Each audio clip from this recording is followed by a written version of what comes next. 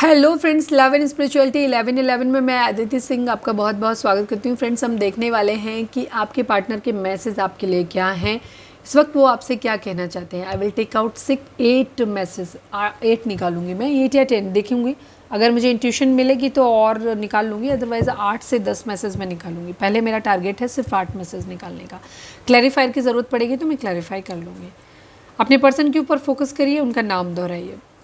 Reading start करने से पहले एक छोटा सा डिस्क्लेमर, टैरो कार्ड रीडिंग जो भी होती है एक वॉलेटाइल एनर्जी है जो कि टाइम के साथ साथ चेंज होती रहती है। तो कोई भी मेजर डिसीजन आपको सिर्फ टैरो के बेसिस पे लेने की ज़रूरत नहीं है।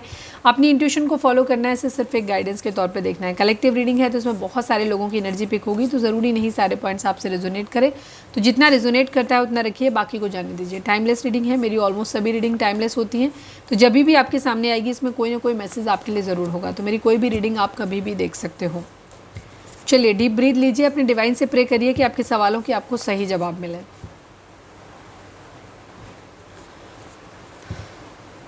प्लीज़ डिवाइन, प्लीज़ बाबा जी, हमारे व्यूअर्स के पर्सन हमारे व्यूअर्स से कहना क्या चाहते हैं। आई नीड ओनली 8 कार्ड्स बाबा जी। हमारे व्यूअर्स के पर्सन हमारे व्यूअर्स से क्या कहना चाहते हैं, प्लीज़ बताइए। बातें किसी से भी करूं, प्यार तो तुम ही हो मेरा।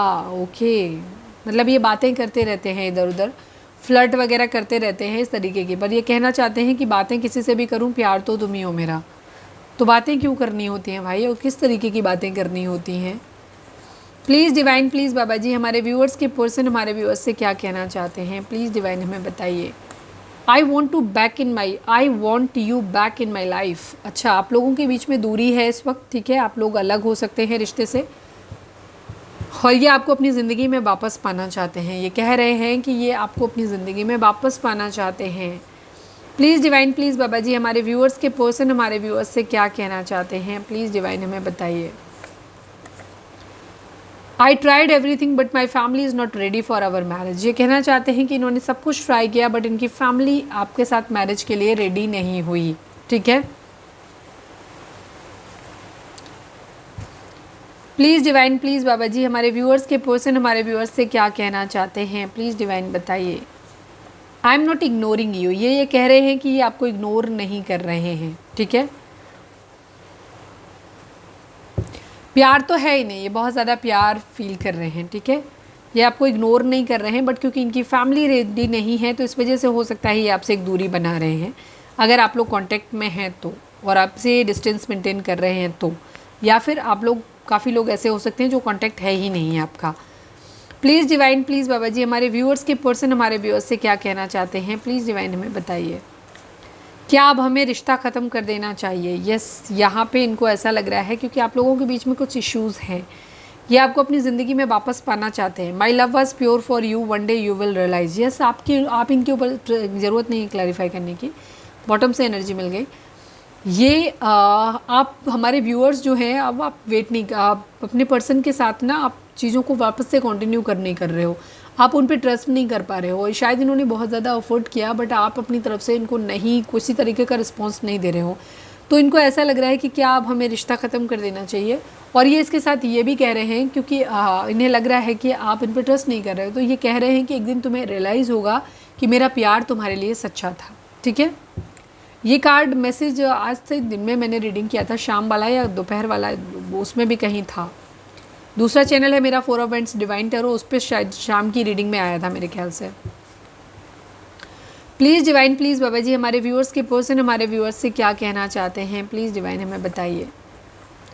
माई family is not ready for our marriage and I can't go against my family, sorry. Yes, family नहीं राजी है। I tried everything but my family is not ready for our. आप लोगों के केस में, ज़्यादातर लोगों के केस में, जो भी हमारे व्यूअर्स देख रहे हैं, फैमिली इशू आप लोगों के बीच में बहुत स्ट्रॉन्ग है, बहुत स्ट्रॉन्ग है, ठीक है। ये रीडिंग ज़्यादातर उन लोगों के लिए है जिन लोगों को ऐसा लगता है फैमिली इशू बहुत ज़्यादा है, वहाँ पे फैमिली नहीं राजी है।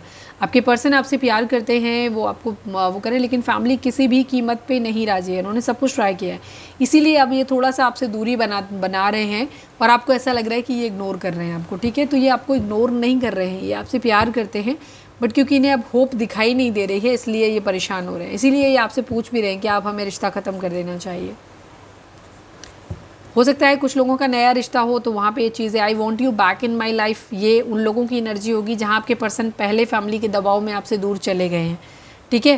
तो वहाँ पे ये वापस कहना चाहते हैं कि ये आपको वापस अपनी ज़िंदगी में पाना चाहते हैं। क्योंकि कई बार होता है लोग बड़ी इजीली रिश्ते को गिव अप कर देते हैं और बाद में जब वहाँ पे चीज़ें ख़राब होती हैं फिर फैमिली भी मान जाती है कि अरे ऐसा था, मुझे तो तुम्हें कर लेना चाहिए था, या मतलब हम कर ही देते, उनको भी रिग्रेट होता है और पर्सन को भी होता है। तो ये बहुत ही गंदा डिसीजन और बहुत वाहियात डिसीजन होता है जहाँ आप प्यार को छोड़ के पहले तो उसे इंसल्ट करते हो, आगे बढ़ जाते हो, फिर एक्चुअली आप उस तीसरे इंसान को जिसकी कोई गलती नहीं होती आप उसकी ज़िंदगी भी हेल करते हो। मतलब ना तो आप प्यार जिससे किया उसके रह पाए, ना आपने जिससे शादी की उसके रह पाए। मतलब आपने दोनों में से आप एक लूज़र हैं और आपने दोनों में से किसी को ही खुश नहीं किया, ना फैमिली खुश रही ना आप खुश रहे, ठीक है। अल्टीमेटली कोई खुश नहीं रहा, ना आप खुश हैं, ना आपकी फैमिली खुश है, ना आपका पर्सन खुश है, ना आप थर्ड पार्टी खुश हुई जिससे आप शादी करके लाए, ठीक है। जबकि उस बेचारे की तो कोई गलती थी भी नहीं, आपकी गलती थी, आपकी फैमिली की गलती थी। रिश्ता अगर कहीं था और आपको स्टेप लेना था, आपको बोलना था स्ट्रांगली, फैमिली रिजिड है, फैमिली नहीं मानी तो फैमिली की गलती है, और आप फैमिली को कन्विंस नहीं करा पाए तो ये आपकी गलती है। बट ना तो इसमें आपके पार्टनर का कहीं दोष था, ना ही आपके उस थर्ड पार्टी का दोष था, स्पेशली उस पर्सन का तो बिल्कुल भी दोष नहीं था जिसको आप नए इंसान को अपनी ज़िंदगी में लाए। तो जब तक आप किसी रिश्ते में बिल्कुल क्लियर क्लीन चिट ना मिल जाए या ना दे दें तब तक ज़िंदगी में आगे कभी नहीं बढ़ना चाहिए। मेंटल कन्फ्यूज़न आपका कितना भी हो कभी नहीं बढ़ना चाहिए। हमेशा ध्यान रखें, फैमिली आपको शादी करने तक, शादी ख़त्म हुई अगले दिन जहाँ आपके फेरे पड़े, जहाँ आपका विदाई हुई, घर में आई बहू, ख़त्म। ऐसे वो कहते हैं ना लड़कियों की शादी करके तो लोग वैसे भी हमारे उसमें सनातन में तो गंगा नहा लेते हैं कि जैसे लगता है बहुत बड़ा पाप उतर गया। बड़ा ख़राब लगता है मुझे जब मुझे पता चला ये बात। तो खैर, तो यहाँ पे क्या होती है, फिर पेरेंट्स पल्ला झाड़ लेते हैं, फिर तुम्हारी नहीं बन रही, अरे तुम्हारी नहीं बन रही, आपस में हम क्या करें, हमने तो अच्छा ही ढूंढ के दिया था आपको, आपको पसंद नहीं आ रहा, आपकी प्रॉब्लम है। फिर वो कोई सोल्यूशन आपकी ज़िंदगी में ढूंढ के नहीं लाते, आपके लिए कुछ भी नहीं करते वो, फिर आपके लिए बिल्कुल अपने हाथ खड़े कर देते हैं। कुछ बुरा हो गया, तुम्हारी अपनी किस्मत, लड़की वाले के लिए भी यही बोल, लड़के वाले के तुम्हारे नसीब में जो लिखा था तुमको मिल गया, फिर वो उनके यही डायलॉग्स होते हैं। तो हमेशा ध्यान रखें कि अपने माँ बाप की बात ज़रूर मानें, लेकिन किसी की भी बात मानें, लेकिन अगर जब तक रिश्ते में आप खुद कन्विंस नहीं होते किसी चीज़ के लिए आप आगे ना बढ़ें। हम ये नहीं कहते कि आप अपनी फैमिली के अगेंस्ट जाकर के अपने प्यार को भाग के शादी कर लें, मैं इस चीज़ों के बिल्कुल खिलाफ हूँ।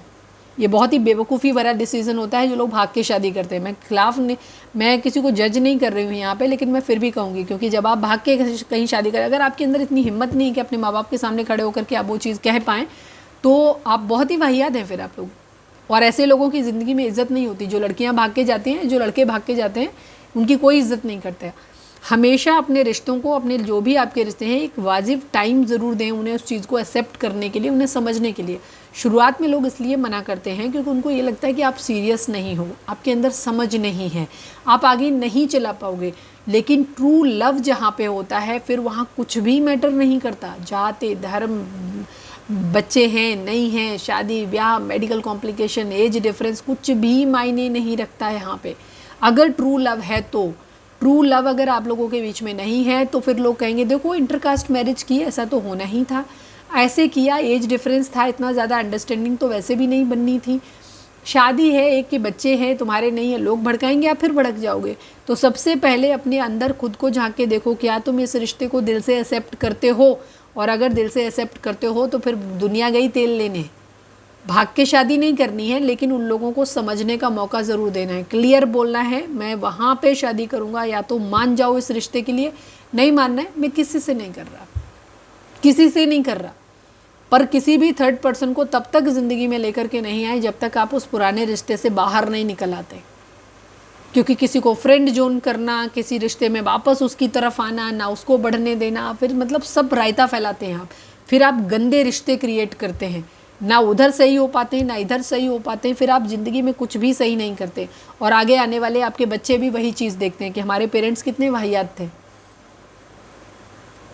मेरे पापा की सेटिंग चल रही है, मेरी मम्मी की सेटिंग चल रही है, इस तरीके के रिलेशंस होते हैं यहाँ पे।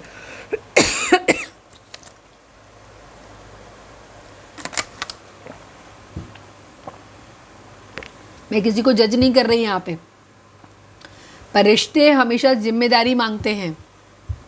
अपने रिश्तों के लिए हमेशा जिम्मेदार बनिए, रिलायबल बनिए।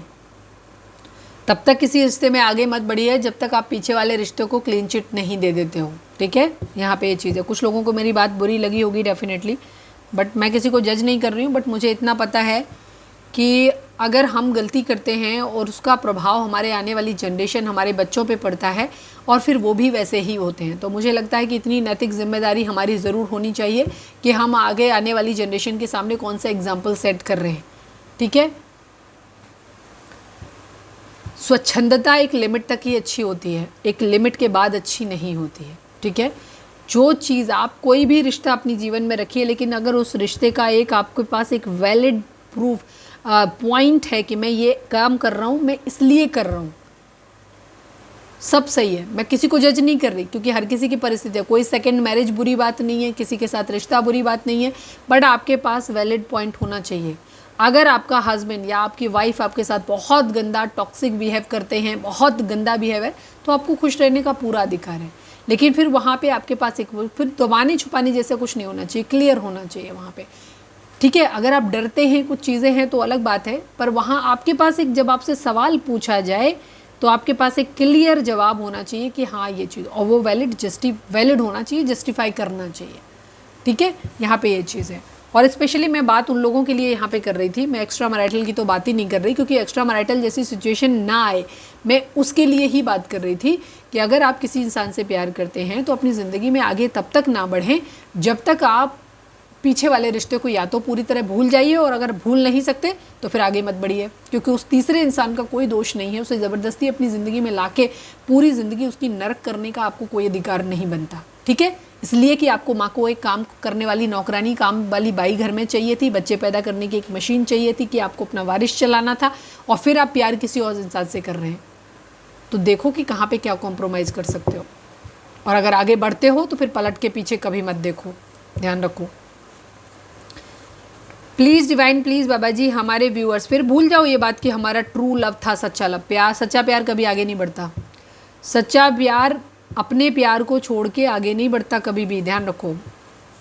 प्लीज़ डिवाइन, प्लीज़ बाबा जी, हमारे व्यूअर्स के पर्सन हमारे व्यूअर्स से क्या कहना चाहते हैं, प्लीज़ बताइए। कैरियर इशू, कुछ लोगों की ज़िंदगी में कैरियर इशू है यहाँ पर, ठीक है। पैसे का प्रॉब्लम है उन लोगों की ज़िंदगी में, तो ऐसे लोग अपनी ज़िंदगी में खुद स्टेबल होना चाहते हो, फिर वो अपनी ज़िंदगी में आपके साथ आगे बढ़ना चाहते हैं, इसीलिए उन्होंने एक दूरी बनाई हुई है। One last but not least, please divine, हमारे व्यूअर्स के पर्सन हमारे व्यूअर्स से क्या कहना चाहते हैं, प्लीज़ डिवाइन हमें बताइए। I miss you so much and I can not live without you. Yes, जिन लोगों के पर्सन आगे बढ़े हैं अपनी ज़िंदगी में, फैमिली को, अपनी फैमिली की बातों में आकर के आगे बढ़े हैं, ये मिस कर रहे हैं, ठीक है। अगर इन्होंने मैरिज कर लिया है तो ये वहाँ फंस गए हैं, तो ये वहाँ पे मिस कर रहे हैं। अगर मैरिज नहीं किया है पर आपसे एक दूरी बना ली थी, तो ये अब रियलाइजेशन उनको हो रहा है कि आपको मिस कर रहे हैं। यहाँ पे ये चीज़ है, तुमने मुझे कभी समझा ही नहीं, ये आपसे कह रहे हैं कि आपने मुझे कभी समझा ही नहीं, ठीक है।